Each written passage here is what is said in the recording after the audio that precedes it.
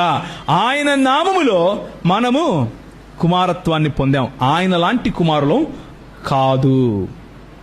అందుకే యోహాను సువార్త 3:16 3:16 ఏముంటుంది చెప్పండి? దేవుడు లోకమును ఎంతో ప్రేమించెను కాగా తన అద్వితీయ కుమారునిగా, అద్వితీయ అంటే ఆయనను పోలి ఇంకొకడు లేని అని అర్థం, ఆయన వంటి ఇంకొకడు లేడు అని అర్థం, వన్ ఆఫ్ హిస్ కైండ్ అని, యునిక్ అని అర్థం. ఆయన లాంటి కుమారులం మనం కాదు. కానీ కొంతమంది ఏం చేస్తూ ఉంటారు అంటే, యేసు ప్రభు మా పెద్దన్న, ఎందుకు అంటే ఆయన దేవుని కుమారుడే, మేము దేవుని కుమారులమే.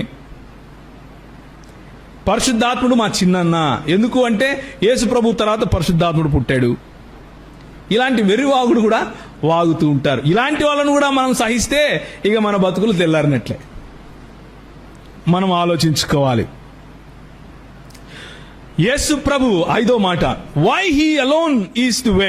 ఎందుకు ఆయన మాత్రమే మార్గము, ఎందుకు ఆయన మాత్రమే సత్యము, ఎందుకు ఆయన మాత్రమే జీవము అంటే, జెనసిస్ చాప్టర్ 3 అంటే ఆది కాండము 3వ అధ్యాయం మొదలుకొని మలాకీ గ్రంథము 4వ అధ్యాయము 5-6 వచనాల వరకు ఆయన గురించి దాదాపు 300కు పైగా ప్రవచనాలు జరిగాయి. దేవునికి స్తోత్రం, హల్లెలూయా. ఆయన పుట్టుకకు ముందు 1000 సంవత్సరాల నుంచి ఆయన వస్తున్నాడు, ఆయన వస్తున్నాడు, ఆయన వస్తున్నాడు.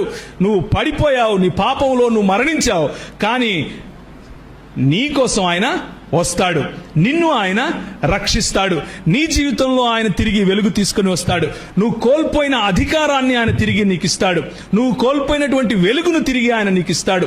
నువ్వు కోల్పోయిన జీవాన్ని తిరిగి నీకు ఇస్తాడు అంటూ 300కు పైగా ప్రవచనాలు ఆయనలో నెరవేరాయి అని బైబిల్ స్కాలర్స్ చెప్తారు.